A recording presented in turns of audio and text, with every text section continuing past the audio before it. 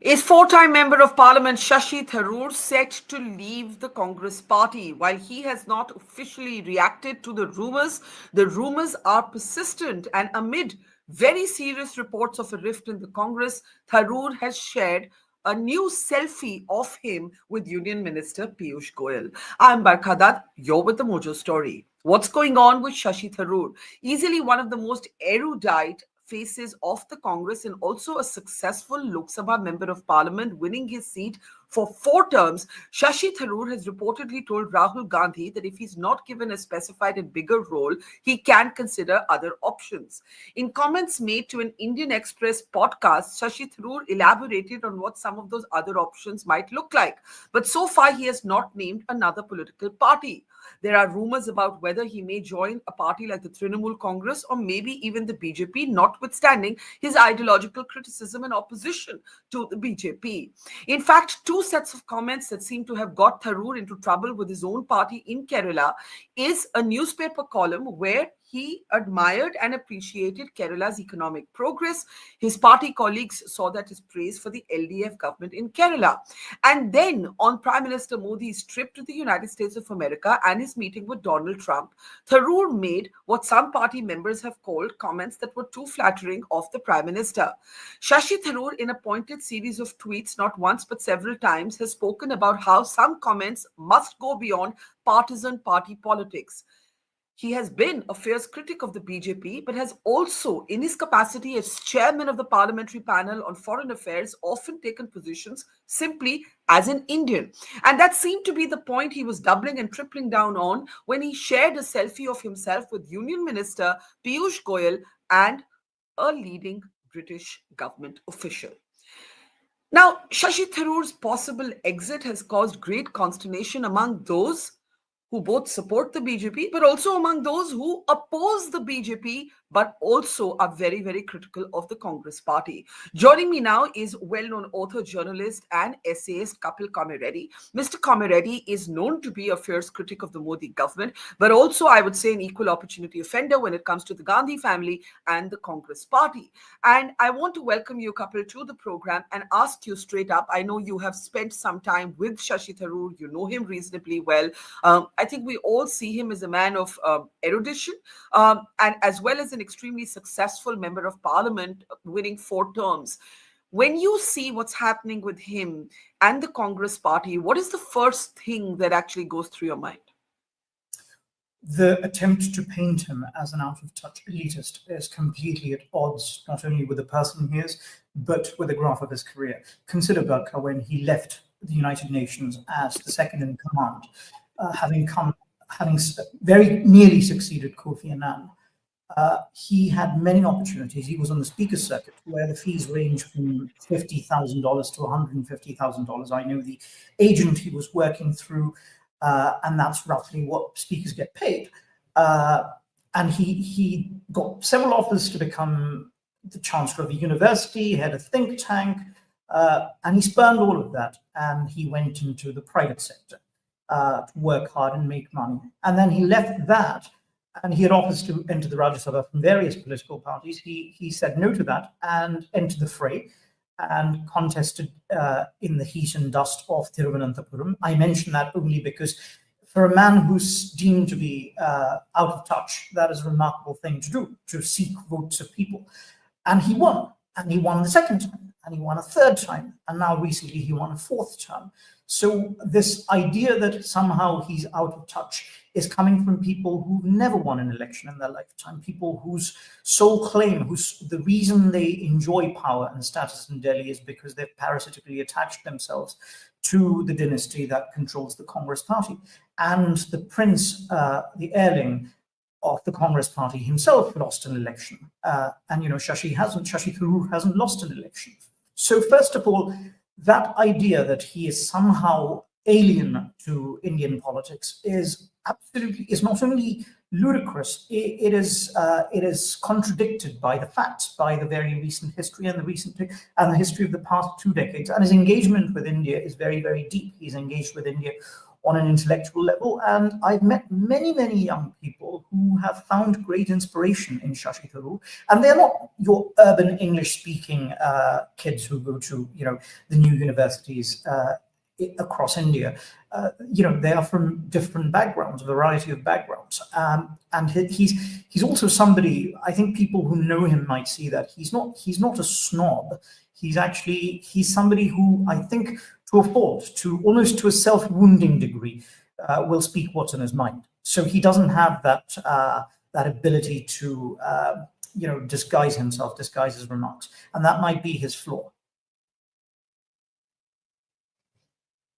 I can't hear you. Let's explore that just a little bit further. Shashi Tharoor is a successful politician who has won 4 terms, but he's not a typical politician. And this is important to say because Tharoor, who comes from a training as a diplomat, who spent long years at the United Nations, positions himself somewhat differently when it comes to responses, let's say, to Kerala's progress, or even to India's interest, for example, in the United States of America. I say this because Tharoor is being attacked from within the Kerala Congress for 2 recent responses. One, a column appreciating Kerala's transformation from a lumbering jumbo to a tiger, which was seen by his colleagues in the Kerala Congress to be a compliment to the LDF. And 2, his very measured responses to Modi's meeting with Trump, right? And in that sense, he's not a typical politician. He's a successful politician, but not a typical politician. Do you think, I don't think this, but I want your thoughts on this because I know you're a critic of the Modi government. Do you think Tharoor made a mistake politically by being very measured about India's interests after that meeting between Modi and Trump, by the column that we see on our screen where he seems to praise Kerala's economic transformation? Do you think Tharoor was naive? Do you think Tharoor was just being himself? How did you see those comments? I think it's false to say that he has, as his critics are trying to portray him, that he was flattering the government in Kerala or that he was sucking up to the Prime Minister, because he has a long record. He didn't just make these comments. He didn't just enter the public fray a week ago. He's been there for the past 15 years, and he's been a very, very, very trenchant critic of this government, especially on the question of pluralism, especially on the question of minority rights, defending Indian secularism. And he said some very stinging words about the Prime Minister, and more eloquently, I might say, than any of his colleagues. And within Kerala, he has been, I think, a long-standing critic for about 4 decades. And here I might differ from him, of the left in Kerala. I think the left has done very, very admirable things. He seems to differ on that point, and he's been a very, very trenchant critic. The point he was trying to make, and it's almost infantilizing to the people of Kerala that we have to explain this and discuss this, is that Kerala has made some progress. If you are representing your state and asking outsiders to come and invest in your state, you can't spend your day saying that your state is Darfur and your state is Sudan. You can't do that. You've got to talk up the positives. And I think he was motivated primarily by that. And it reveals more about his critics than about Shashi Tharoor that they jumped on this. They have always looked for any pretext to assail him. And I think they want to do that because the 2026 statewide elections in Kerala are upon us. And he is, many people in Kerala see him as a potential chief ministerial candidate. And in the opinion polls, he's ahead of the pack. And he's seen to be a threat. And they want to neutralize him. This is preemptive action on their part. And he has, I think, Barkha, over the last decade, absorbed too many insults. The chief minister of the state of Telangana, before he became the chief minister, called him a donkey. This is a man who was caught on camera allegedly giving a bribe to another lawmaker. This is a man who was an interloper in the Congress party, jumped into the party in 2017. That person is somehow fit to be given the office of the chief executive of a very important state. But Shashi Tharoor, who's won 4 elections, has been the most eloquent critic of this government, of the Modi government, and is an internationally recognized figure. That man is somehow a pariah. That goes on to show, that reveals more about the Congress party than it does about Shashi Tharoor. The constant jibes at him that he's somehow a closet supporter of the BJP just, you have to have had no acquaintance with his work to make those claims. But truth doesn't matter here. The point is to destroy him. And I think you have to look at the people trying to destroy him, Barkha. He entered the fray to become the leader of the Congress party in the democratic election. And that election was a farce, as you very well know. And because he had the temerity to do that, I think he's been punished ever since then. He's been sidelined. He wasn't given the job of the opposition leader in the last parliament, in the last Lok Sabha. In this time, he's not being allowed to speak. It's astonishing that you imagine, you're playing a cricket match and you decide to bench Sachin Tendulkar. It's extraordinary. I can't imagine why any team that wants to win would do that. Because this isn't a team that wants to win. This is a team that wants to venerate one family and the people who feed off that family. Let's pick up this very strong comment. They want to destroy him. It's like benching Tendulkar. Who's the they? Now, one of the sort of set of responses we've seen from very well-meaning supporters of the Congress party who are very disturbed at what's happening with Shashi Tharoor is to blame, quote unquote, the gatekeepers. I personally don't understand what that means. I mean, how can this stop at the door of the gatekeepers? When you say, and you remind us that Rahul Gandhi himself lost a major election in Amethi, Tharoor doesn't have that taint thus far on his political graph. Who is the they? Who is the they who want to destroy him? Who do you blame for what's happening right now? I think it's very interesting that Rahul Gandhi, who is the de facto leader of the Congress party, is simply inaccessible. I think the meeting that Shashi Tharoor had with Rahul Gandhi recently was perhaps his first one-on-one meeting in several years. And that goes on to show how extraordinary it is that a person who has led his party to 3 successive historic defeats cannot be accessed by one of the senior-most leaders in the party. And as far as the gatekeepers are concerned, they're people around Rahul Gandhi, people who've presided over successive defeats. Within Kerala, I don't know, I cannot substantiate this because I don't know it, but I hear this from people within the party who write to me, who speak to me.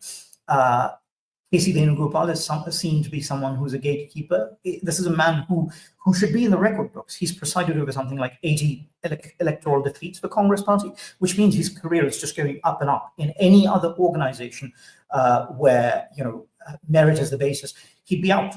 But here, he's probably going to become prime minister one day because he's lost so many elections. He's definitely going to be there in that job. And KC Venugopal comes from Kerala, and he has accountability. He's completely a stranger to the concept of accountability. He's now back in Lok Sabha, but he's led the Congress party to a series of electoral defeats. And the fact that there is no accountability goes on to show how insulated he is. And how protected he is. So that alone is an indicator of his status within the party. So if you do the right things, if you win elections, if you enhance your party stature, you are punished. If you lose elections but display loyalty, and if the philosophy, your animating philosophy is Gandhi first rather than India first, then you're secure in your position. Then there are others like, again, I do not know this for a fact, but I hear that there is Jairam Ramesh, a man who, as you know, has never won anything in his life. Again, an incredibly powerful man by virtue of not winning a single vote. This is what is bizarre, that, your power in the party is inversely proportional to your popularity within the country. And that needs to change. And Rahul Gandhi himself, I think, needs to look at this, but I don't think he will, because it's been 15 years, and I don't think this is a man. Was it Einstein who said, if you keep doing the same thing and expect different results, then you're a fool. And we can't expect anything different. And I think Shashi Tharoor might have to start, in his own interests and also in the interests of the country he loves so dearly, options outside of the Congress party if the party is devoted to stifling him and suppressing him. Let's look at what those options might be. But just very quickly, Jairam Ramesh, KC Venugopal are 2 of the gatekeepers in question. But eventually, if Shashi Tharoor goes or remains a sort of depleted version of himself in the Congress party, the buck will have to stop at the door of the boss. That's usually how it works in any organization. That usually how it works in any organization. doesn't apply to Congress party. If it did, Rahul Gandhi would be in the private sector because he's lost so many elections. He's led his party to 3 successive historic elections. Narendra Modi is in power because Rahul Gandhi is in the opposition. If Modi is cancer, Rahul Gandhi is tobacco. The two are interconnected. So the buck will not stop with him.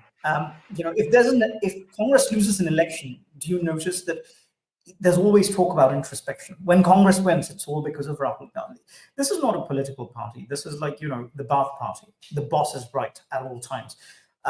It's just that it operates in a democratic setting within the country. It's an anti-democratic outfit in a democratic country. The buck will not stop with him. I think if Shashi Tharoor leaves, they'll try to paint him as an ungrateful fifth columnist within the party who revealed his true colors. But it will be a loss for the Congress. But it will be a gain in some way for the cause of restoring the lost values of India. So this is an interesting thought. You always seem to be saying that you hope that Shashi Tharoor does leave the Congress because the Congress needs that kind of jolt. But before we get into last comments on what Tharoor might do next, it's also about what he wants to do next. And, when I was on the campaign trail with him in the Lok Sabha elections, I remember meeting you in Thiruvananthapuram.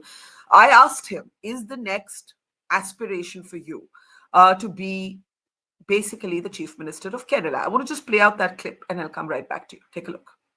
But is your long-term plan, your long-term ambition to be the Chief Minister of Kerala one day? I have not ruled anything out. Okay. Not because I haven't thought of it. I came into politics with a purely national, international vision. But given the large numbers of very influential figures in Kerala who are insisting I start considering that, I have said, don't tell me now, let me wait till after the Lok Sabha election. I will see what the future holds for me then, and then we can decide whether almost a yes. I didn't say it's a yes, I didn't say it's, but it's not a no. Well, he's clearly indicating that that's something of interest to him. He would like now to be the Chief Minister of Kerala. Whether he can be or not is a different matter. Does it all come down to that?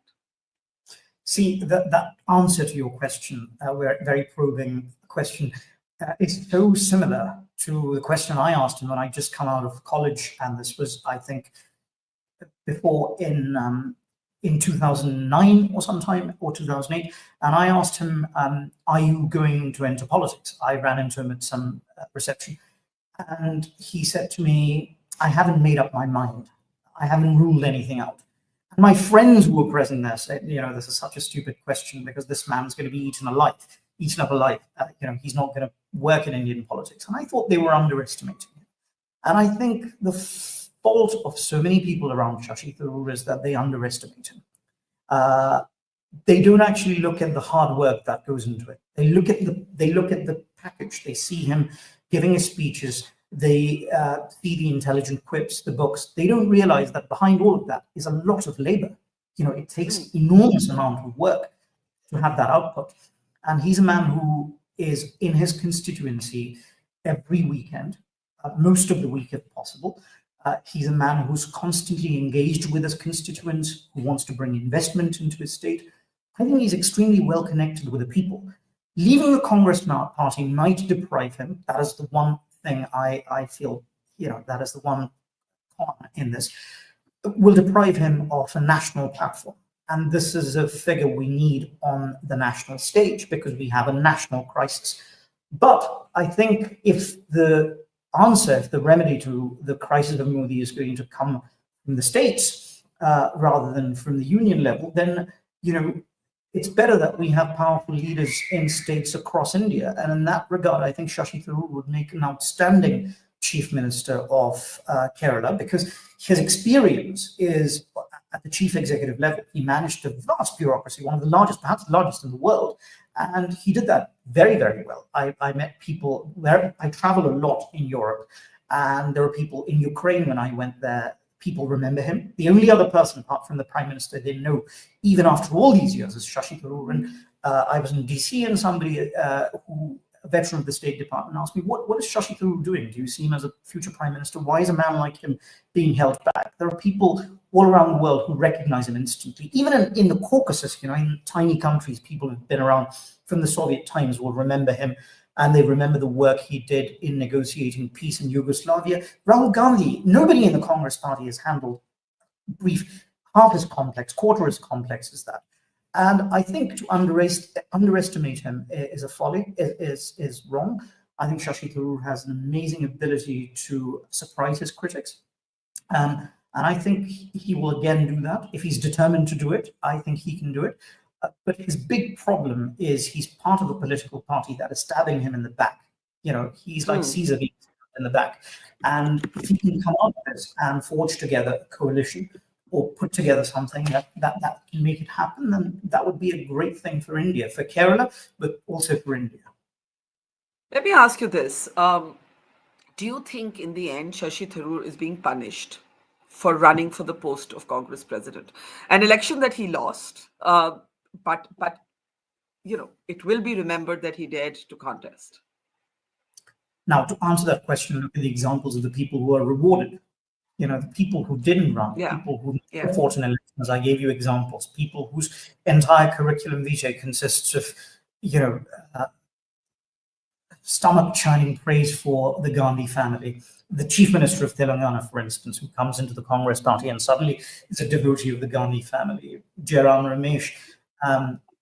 So many people, so many citizens, they've flourished in the party. And one of the things I always cite an interview you did with Shashi Tharoor, and the most important, this is when he did a book on Ambedkar. And you asked him a question that others didn't, which was that, what do you think about dynasticism? What would Ambedkar make of it? And his answer was the most remarkable thing. He said Ambedkar wouldn't approve of it. And dynasticism, so that is almost like taking a pistol and shooting yourself in the head. That's the equivalent.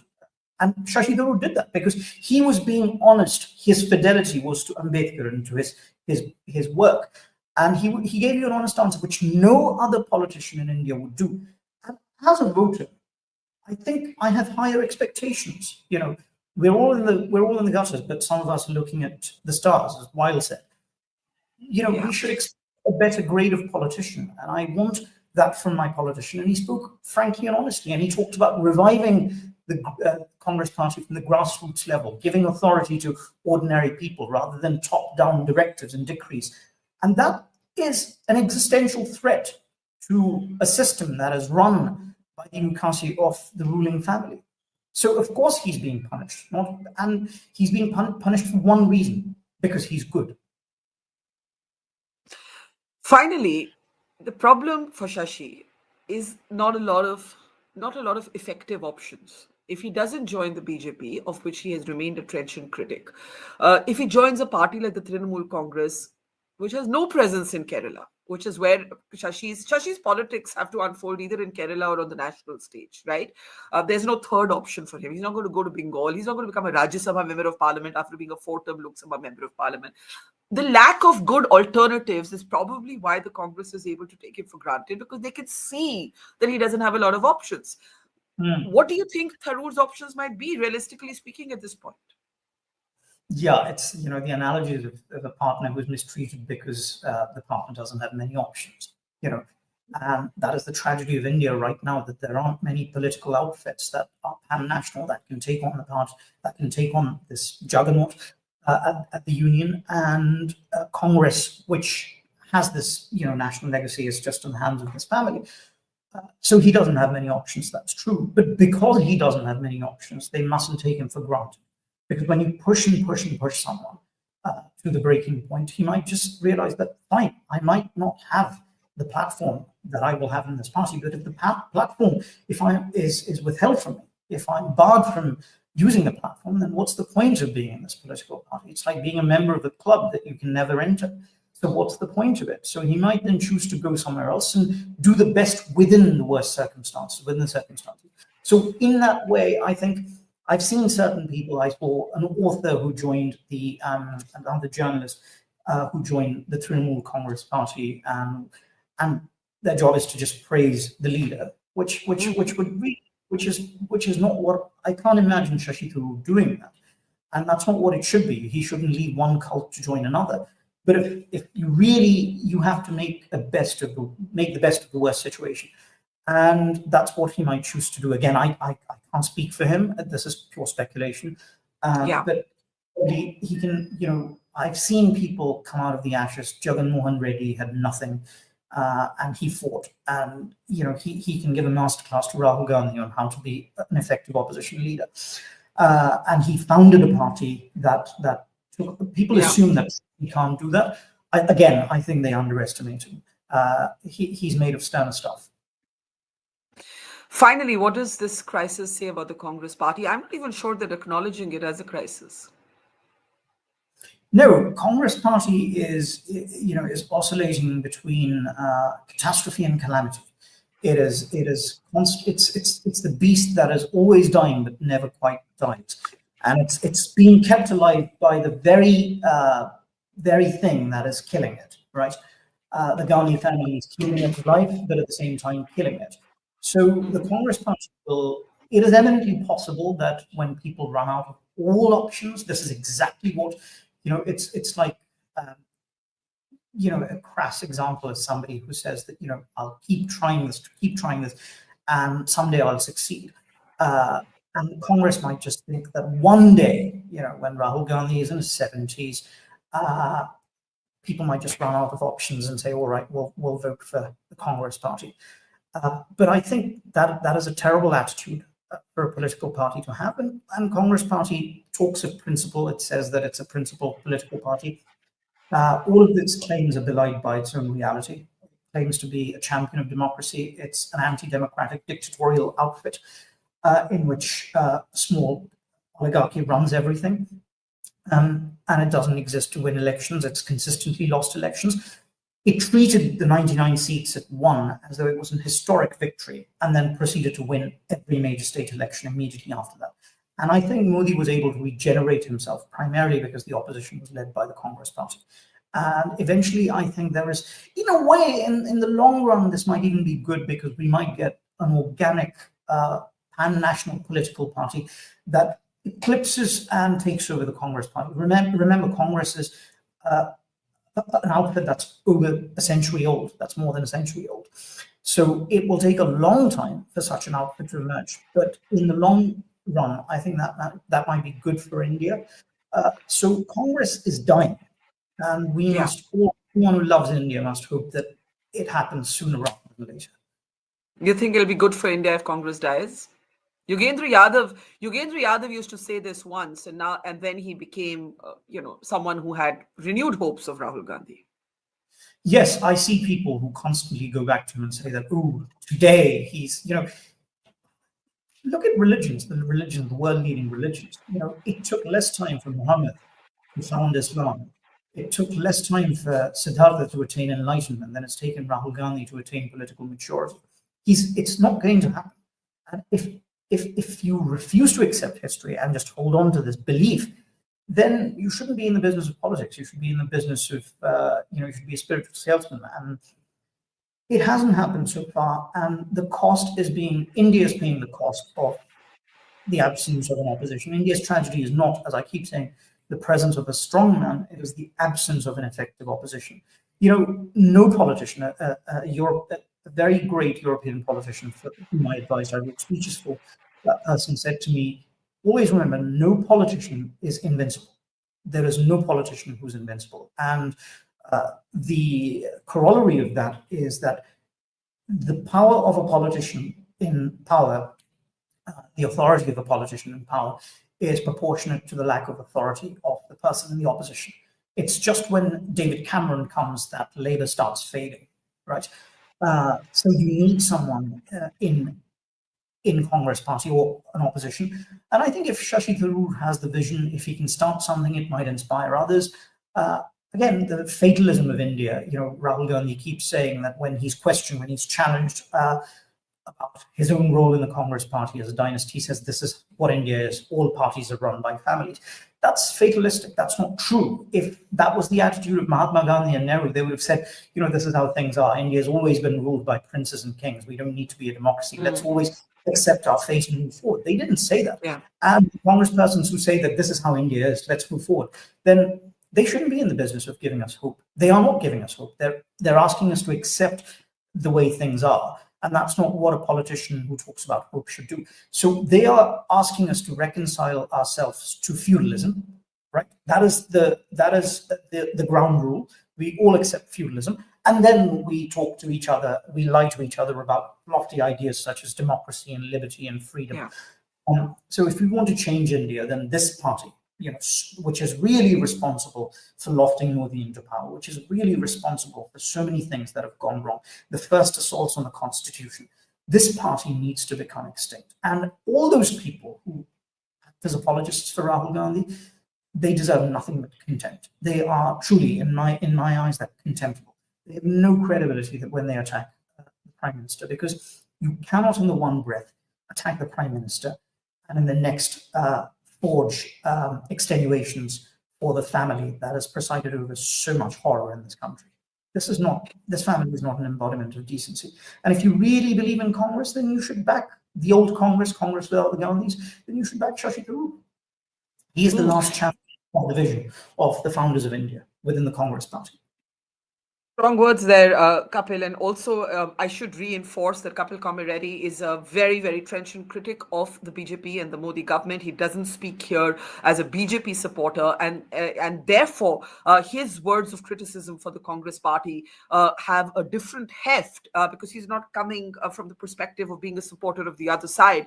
And an interesting thought that who is the Congress leader who represents the ideas of the Indian National Congress and not the Congress led by the Gandhi family. Kapil Komireddi, thank you. And it should be interesting to see what Shashi does next.